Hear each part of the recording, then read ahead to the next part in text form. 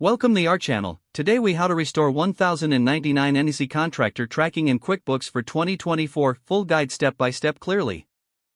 To restore 1099 NEC contractor tracking in QuickBooks for 2024, begin by opening QuickBooks.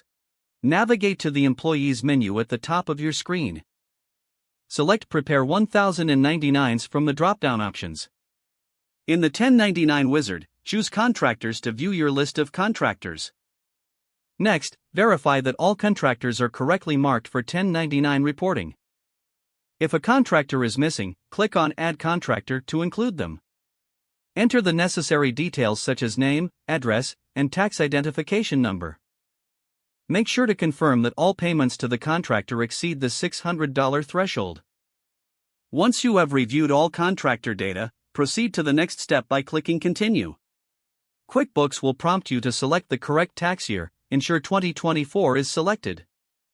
After confirming the tax year, click Review to check the summary of payments. If any corrections are needed, click Edit beside the contractor's name to make changes. Double-check the payment amounts to ensure accuracy. When satisfied with all entries, click Finish. This will finally. Now, to preview the forms, click on View 1099s in the summary page. Review each form for completeness and accuracy. If everything looks good, proceed to print the forms directly from QuickBooks or save them as PDFs. To file electronically, use the e-file option for direct submission with the IRS. Follow the on-screen prompts to complete the e-filing process. Finally, ensure to maintain records of all transactions related to your contractors for future reference.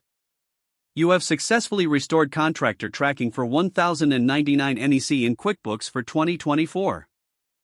If the page does not load, refresh the browser or try again in a private or incognito window. Make sure you are using the correct email address, then retype it carefully to avoid small typos. If your password is not accepted, use the reset option and create a new strong password you can remember. Check your spam folder for verification or security emails, then complete any requested confirmation steps. Enable two-factor authentication if available to improve account security and reduce unauthorized access risk. After signing in, review your profile details so your contact information and settings are accurate and current. If you see an error message, note it down and try again after restarting your device and internet connection. Log out when you finish, especially on shared devices, to keep your account and payment information secure. Don't forget to like this video and subscribe to our channel for more step-by-step tech guides.